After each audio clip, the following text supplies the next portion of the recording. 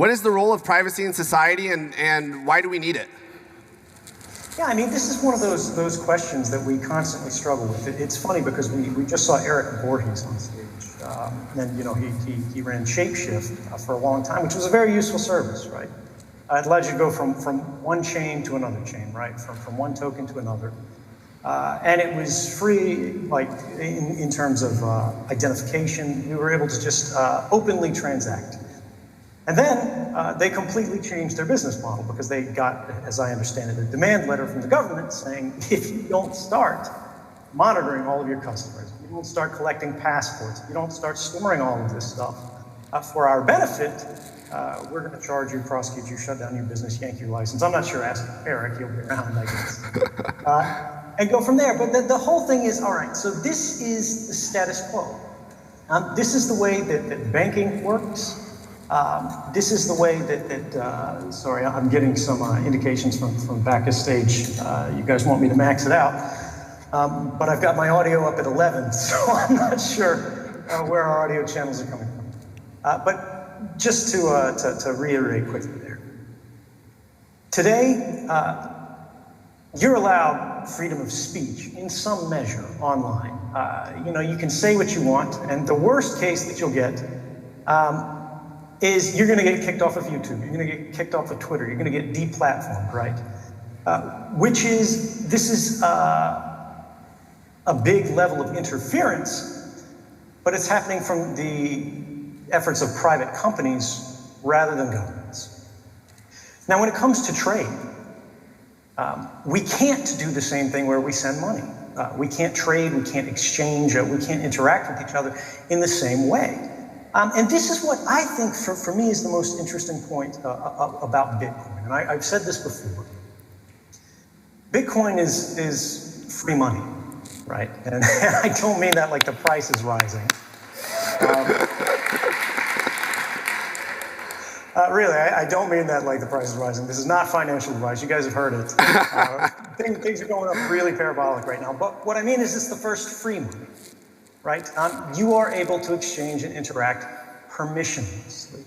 And when I think about privacy, when I think about liberty, that's what this is all about. What does liberty mean? It's freedom from permission. It means we live our lives in a way that we can experiment, we can engage, we can try things, we can even fail. And we don't have to get, you know, a permission slip from the principal's office. We're not watched, we're not recorded. And because of this, our mistakes don't haunt us. And this core point, right?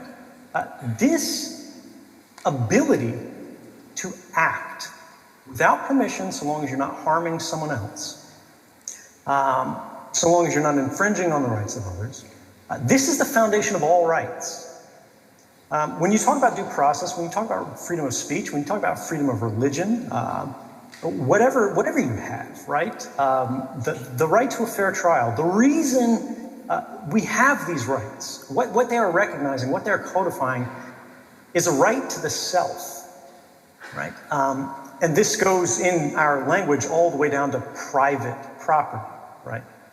Privacy is that thing that says you belong to you, rather than to society. And what I fear is that over the last decades, as technology has changed the world in ways that make monitoring people and peoples at scale, right? Populations seeing everything that's going on in new ways, in deeper ways, right? It used to be if governments wanted to watch us, they had to put teams of men on the street to follow you around, working in buildings, you know, in cars, out on foot, to see where you go, to see who you meet, how you got there, how long you were there, to sit close enough into the cafe to know generally what your activities were, but not so close that you go, who is this guy that's sitting behind me all the time, right? Now, all of this happens with devices that we ourselves paid for, right? Whether it's your home internet connection, whether it's the phone that's in your pocket right now, we are padding out a permanent record of every private life. And once we do that, privacy stops being the status quo, right? Liberty stops being the natural state of things. And now it's a point in tension with the systems of the day. And what does that actually boil down to, right? What does that actually mean? I mean, privacy has always been the natural state of human existence. Because even if you lived back in an old village in the day, people would gossip about you, people would understand you, people would see kind of how you go, how you live. But it was very easy to get away from this. You know, you walked out in the woods, you were alone, you closed your doors and there was no one but you. Unless they came in and ransacked your journals, these things belong to you. But now that there is a record of everything being created, of every message you've ever sent, every border you've ever crossed, everything you've ever bought, every conversation you've ever had, everything you've ever typed into that search box, right? Instead, the only real control we have over the measure of privacy, over the measure of liberty in our lives, in our countries, in our world today, is that governments and institutions, meaning both governmental and corporate, decide to grant us. Because what we really have now is a record of all of our lives that the telecommunications companies have, that Facebook has, that the government has, that Visa and MasterCard have, right? And simply their willingness or their agreement with us that they will not read it, except where the law permits it, except when they choose to break that, and when it's simply too expensive and too difficult. But the whole thing about too expensive, too difficult, just over the span of my life, just over the span of the last few years, we've all seen that difficulty dropping and dropping and dropping. And as we get better deep learning, machine learning, and artificial intelligence methods of sorting through big data, eventually it's going to be cheap, it's going to be easy, it's going to happen on the fly. And so what then, right? So when you ask, why does privacy matter, right? And we scope back from all of this of what's happening now and how does it work, into what it means. Surveillance, you know, everybody thinks about 2013 and why I came forward, and they think surveillance, surveillance, surveillance. 2013 wasn't about surveillance. Surveillance was the mechanism used to discuss a conversation that was affecting all of us, which is that our governments, even in what we like to believe are free and open societies, are becoming increasingly comfortable making decisions without involving the democratic process, right? We weren't asked if we wanted to vote in favor of mass surveillance, right? They simply didn't, right? We weren't asked. The courts weren't even allowed to consider if these systems were constitutional. Every time someone got evidence that they were spied on over these, and this has been happening back to 2004, right before 2013 came forward, there were indications that this system had been built and that it was operating unlawfully. And we got some of the biggest NGOs in the United States who challenged it. We got the American Civil Liberties Union, who challenged this in court. They were representing Amnesty International, right? And when it got all the way up to the Supreme Court, right, they said, look, this is a really interesting controversy, and this is something that we should be able to weigh in on. But the government, and by this they mean the executive branch, is saying this is a secret. And because it's a secret, the courts don't have the place to decide this, because it's not for the courts to decide what is or is not secret. It's up to the courts to decide what is or is not lawful. The champion of secrets, right, the master of the keys, that's the executive branch. And they say it's secret, so we have to trust them.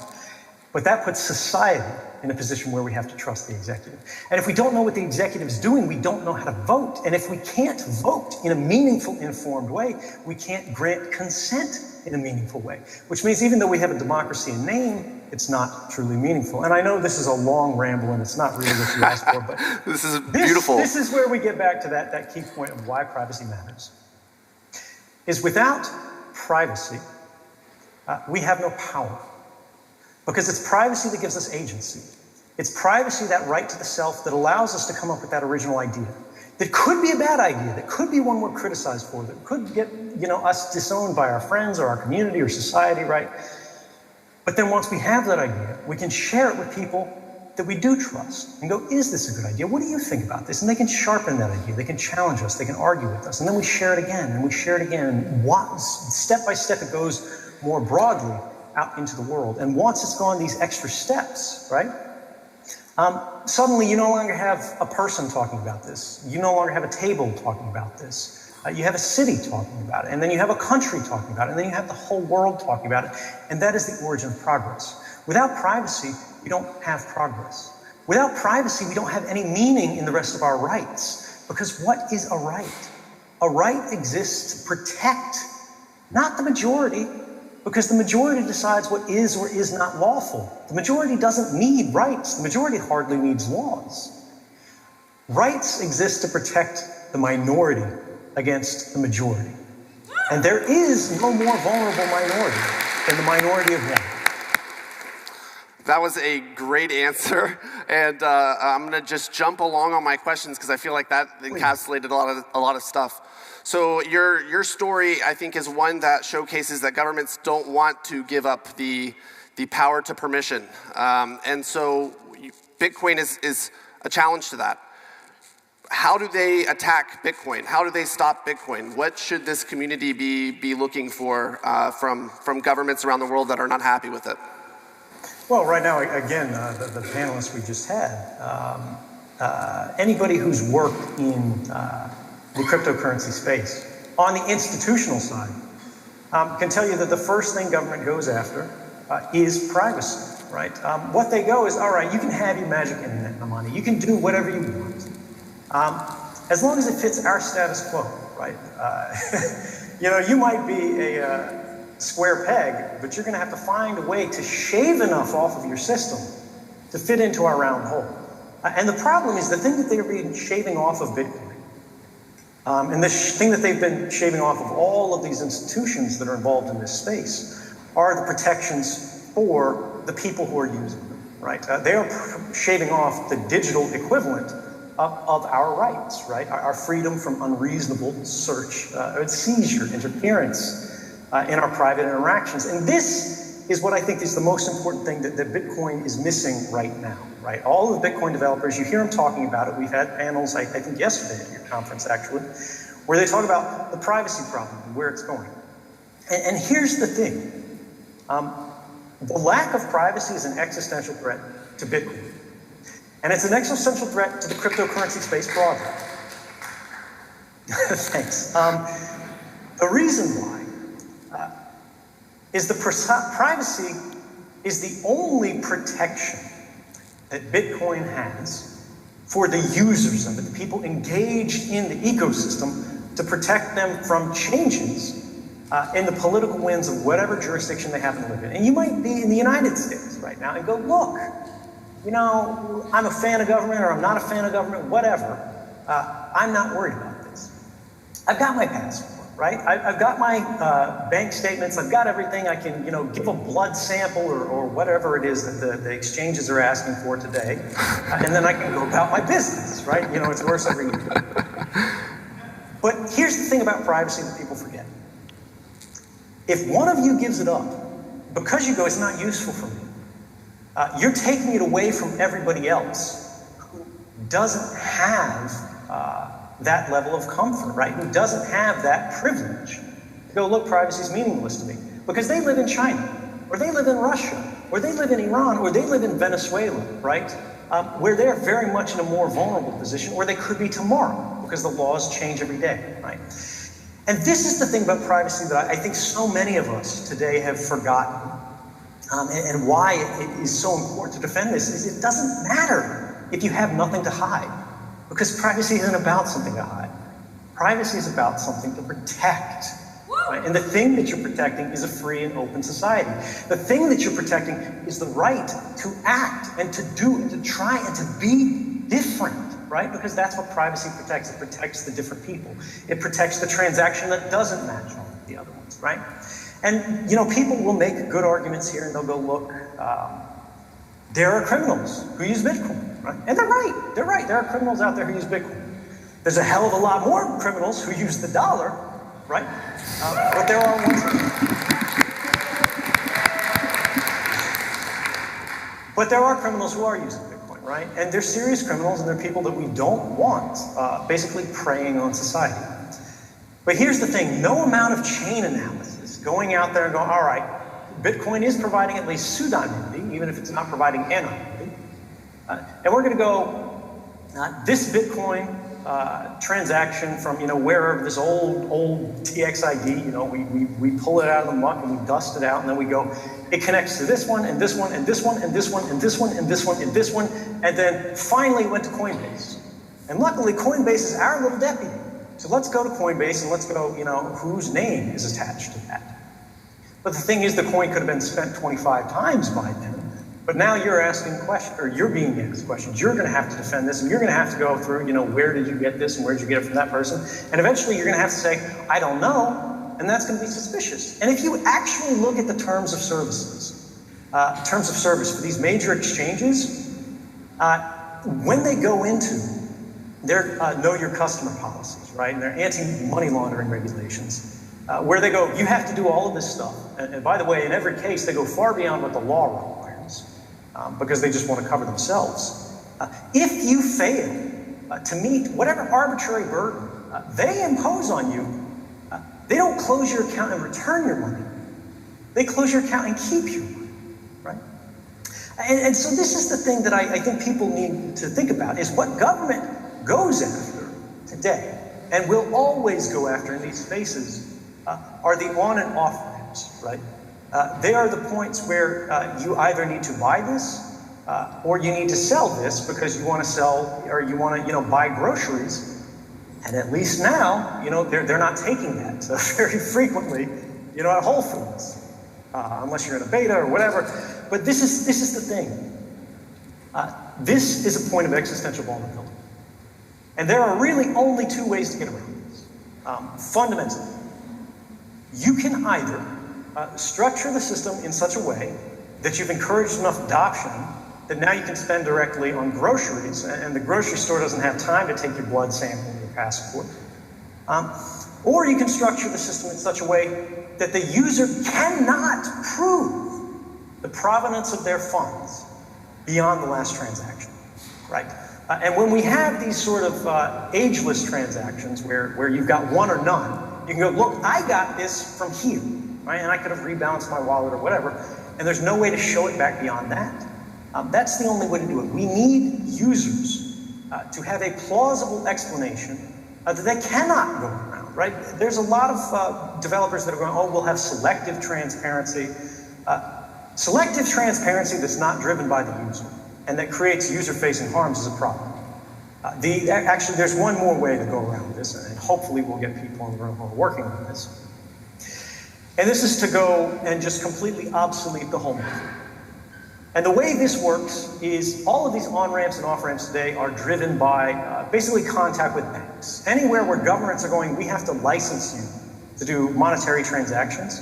And right now, everybody in the space is still going, look, we're incorporated in Texas or San Francisco, or God forbid the state of New York.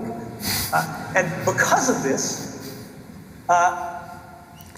we can only do these this certain way. And if, we have these new FATCA regulations, or if we have something from the New York Attorney General, or anything like that, we're screwed. We have no defense, we have no recourse, we have to reincorporate, right? And we still live in the US, it's a problem. This is actually something that governments count on wherever their jurisdiction is, so long as they have this set of rules. What we don't see happening in the crypto space now, which is honestly unforgivable given how many new sort of millionaires and billionaires we have, is you guys need to start lobbying for more favorable jurisdictions, right? And the whole point of this is just that they won't interfere with your business when it's working internationally. It doesn't matter if you're doing transactions in the United States or in France or Germany or anywhere else, unless you're in this model that we've always had, where you're trying to be the next, Bank of America. You're trying to be the next First National. But the world isn't waiting for the next First National. What the world needs is the first post-national, right? You need an entirely digital presence.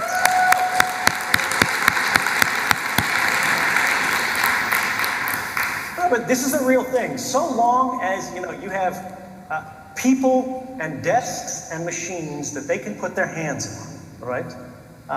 And you're not distributing them through new routing layers where it's difficult to tell using mixed nets and things like Tor. where the communications are originating, where they're ending. And we don't bake this in a way that the user doesn't have to care about. It's invisible to them, right? They just open an app and it works. There's always going to be that point of pressure. And so long as the state, maintains a monopoly on the use of violence, it is always going to be applied in these ways. And I think a lot of people in this room understand that, right? But so long as we don't change and we play by the rules because we go, it's uncomfortable, I don't want to do this, and I believe very strongly that Eric and the Shapeshift crews didn't want to do this, but they felt compelled to do this, right? The thing is, what have these guys done since? And this is not to pick on them, right? They're just a famous name in this space. What's next? How do you respond, right? If the response is just go, okay, we lost, you win, we're going to keep filing our taxes and going on with our lives, this is why we can't have nice things. We can, and we will.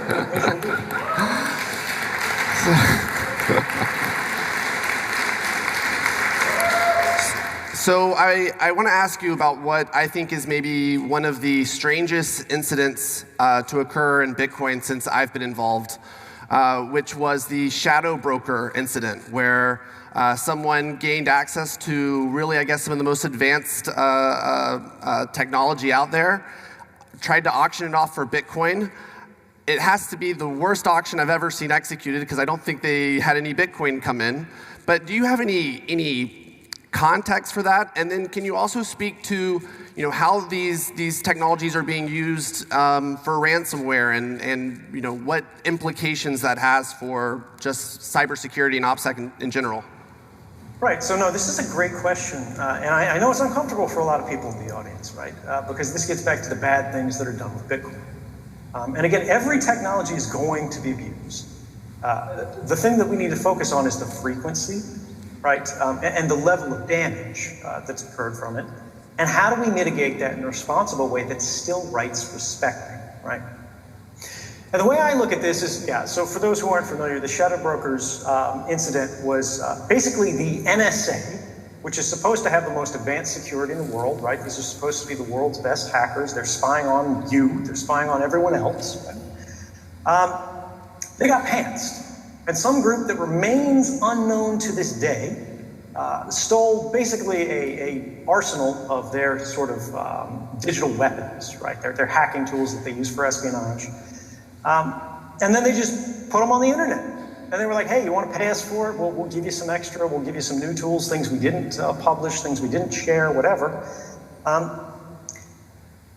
the NSA, the FBI, the combined might of the US government has never found these people, to our knowledge, right? And they kind of rode off into the sunset. But here's the thing, the problems didn't stop after that.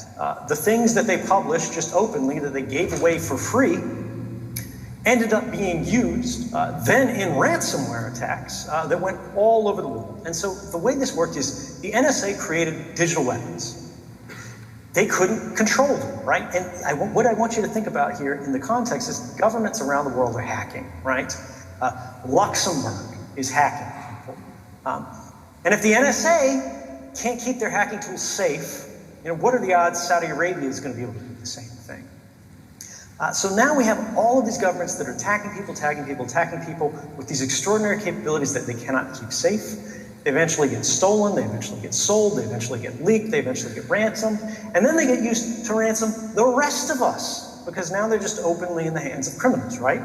And recently we had the government of Baltimore that had the whole city shut down, basically, because their systems got locked, and unless you paid a Bitcoin ransom, right, they weren't getting back in. And these guys just didn't do a great job on their IT, they didn't have backups. I think I just read that a city in Florida had similar problems. It hit one of the world's largest shipping companies. It hit hospitals. It hit all kinds of things, right? So the NSA, step after step after step after step, ended up screwing our own critical infrastructure. But everybody keys on this point that Bitcoin was being used to ask for payment, right? And sure, okay, maybe it was. It doesn't really matter because I don't believe that was the motivation of these attackers. It seems clear that this was actually done for political effect, and I believe it's actually a state that's behind this, but we don't know. The bottom line is this, all right, These bad guys have done this thing. These bad guys are using ransomware that are not on this level of sophistication. They're not state-backed. They're just, kids in basements and ordinary, dime store criminals. How do you deal with them? And this is a much longer conversation that gets very complex. But if tracking Bitcoin transactions were effective, the shadow brokers would be in jail. Because it's important to understand there are altcoins out there, privacy coins, that wouldn't have this same transaction trail, right? And then you just shift it into a Monero or a Zcash, or they've got the new ones like Green Beam and these other things David Chow is working on called Elixir, and then you shift it back into the chain, onto the Bitcoin blockchain. You've got none of that history, right? And nobody even sees this kind of thing happen. But these guys didn't do that as far as we understand, or maybe they did, it doesn't matter. But there's 1,000 ransomware attacks where we can look at where they didn't do this, and they just did it naked on the Bitcoin ledger, which is completely open to the public.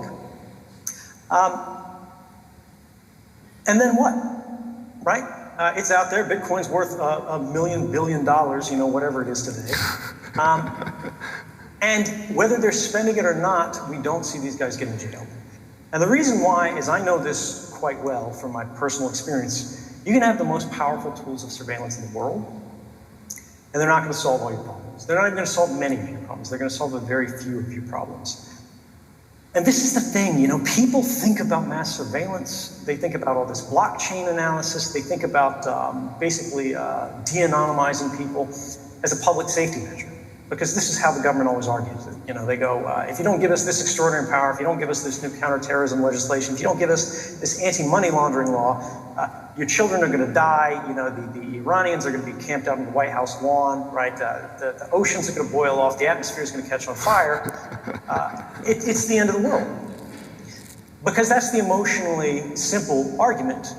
And sad to say, it works, and it has worked, and it will continue to work until we as people change and grow up. And that's not going to happen anytime soon. But the thing here is this. These surveillance programs, when we look at, in the case of mass surveillance in 2013, right, this is the deepest look that the public has ever gotten into how these programs actually operate, who they're targeted against, where they're effective, where they're not effective. President Obama himself, right, who came out and criticized me so strongly in June of 2013, by January of 2014, said, this conversation made us stronger as a nation, although he could never condone what I did, right? Fair enough. I'm not asking for permission.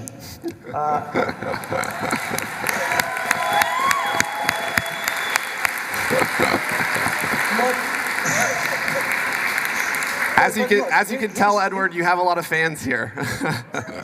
Apparently, who knew? But here's the thing on that. To his credit, what happened between 2013 and 2014 was he appointed 2 different independent commissions, independent in the context of government. And these were filled with all his friends, right? People who were supposed to look at all the evidence. They had complete access to classified information. They could go to the director of the FBI, the NSA, the CIA, go, where were these programs used? How do they help us? Are they saving lives? Because we're taking a lot of heat for this, and we want to know if we should ditch this program or not. If we can just give this up and life will go on.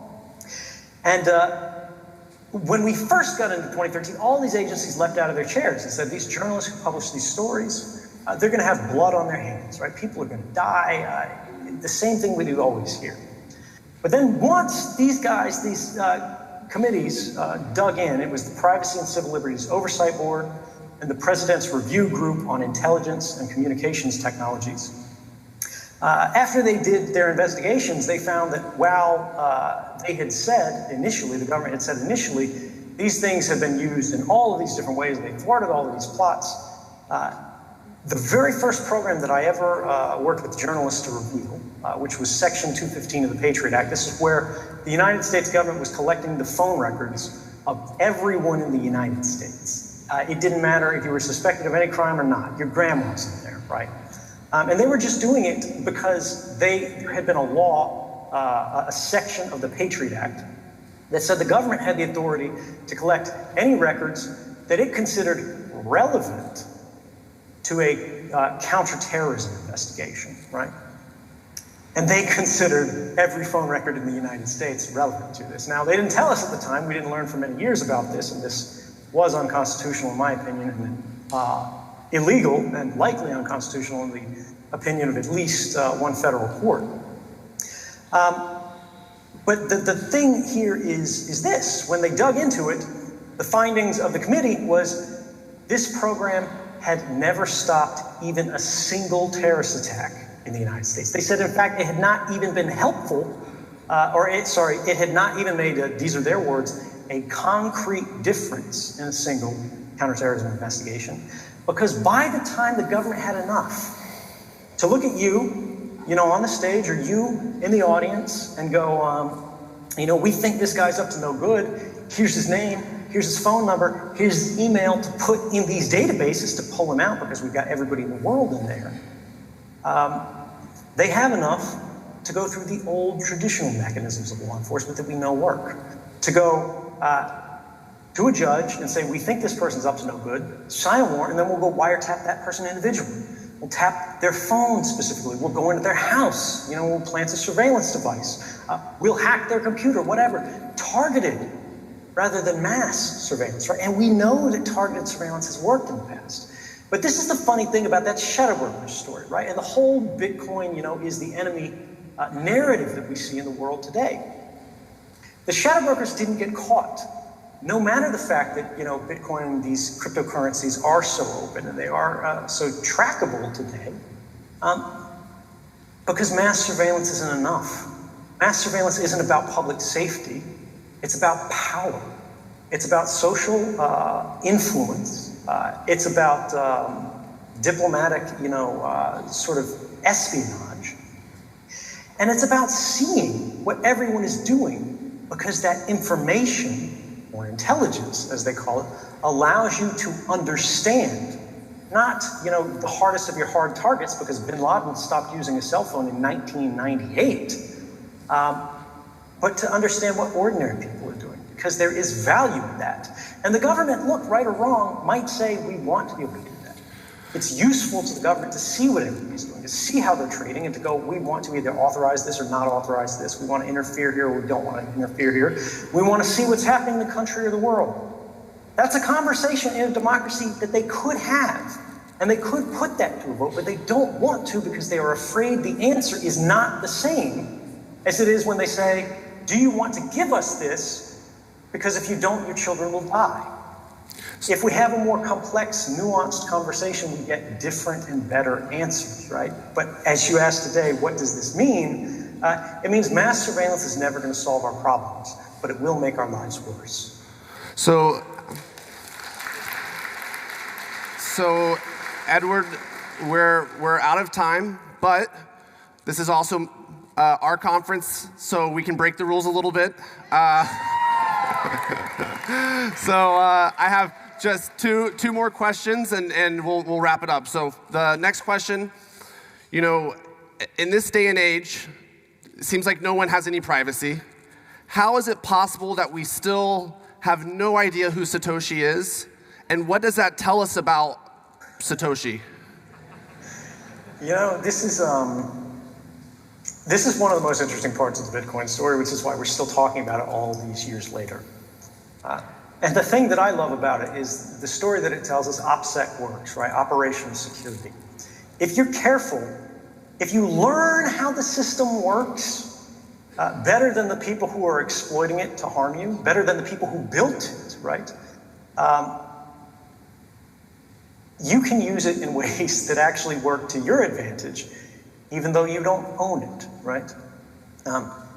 And Satoshi Nakamoto, right? He may have written the paper, he may have laid the groundwork, he may have given us, in a real way, the Bitcoin system, peer-to-peer electronic cash system that it is. But he did not create the internet, or they did not create the internet, all of these other systems. But they took the time to understand them well enough that despite all of the time that they were engaged in it, despite all the way they were communicating it, despite all the time they were creating on it, and despite all of the interest and all of the honestly unimaginable and unpredictable level of resources that were applied to them years later. And the thing about OPSEC is if you make one mistake once, early on, and the internet never forgets, that mistake never goes away. You still can have privacy. Right? And this is the problem. Right now, we live in a world where privacy is for the professional. It's for the expert. It's for the rich. It's for the elite. It is for the privileged. But we can't live in a free world where privacy is a privilege. Privacy has to be a right. It has to be accessible to everyone if it's going to actually matter.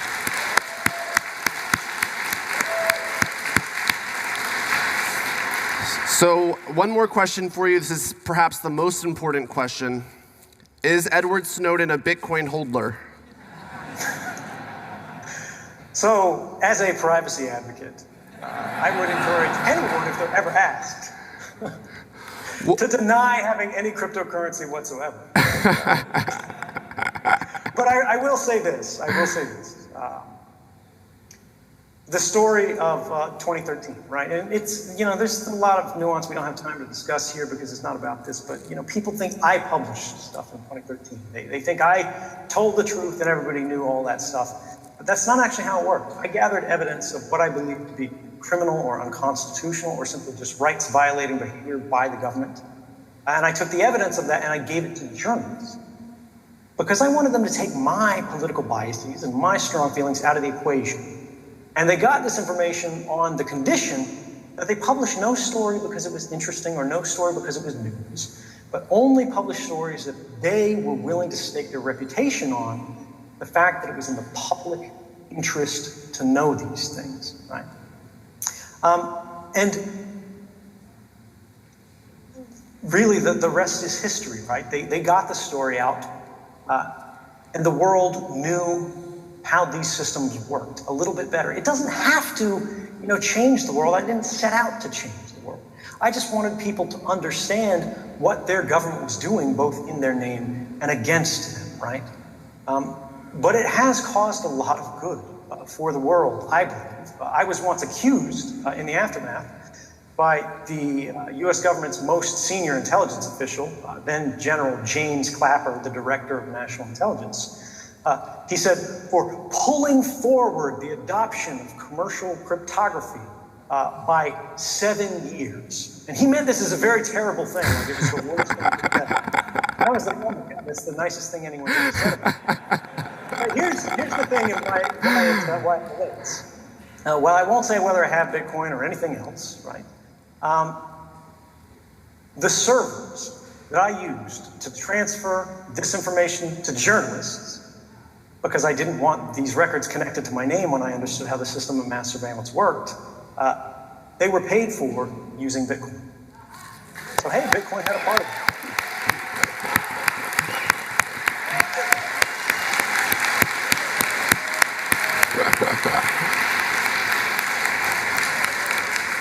So I'm not sure if Edward Snowden can see this, but can we give a huge round of applause for a freedom fighter? Thank you. Thank you so much.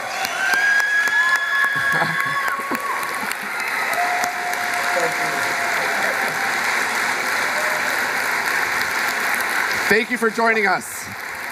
Thank you. The best of luck with the rest of the events. Thank you. Have a good day. Stay free.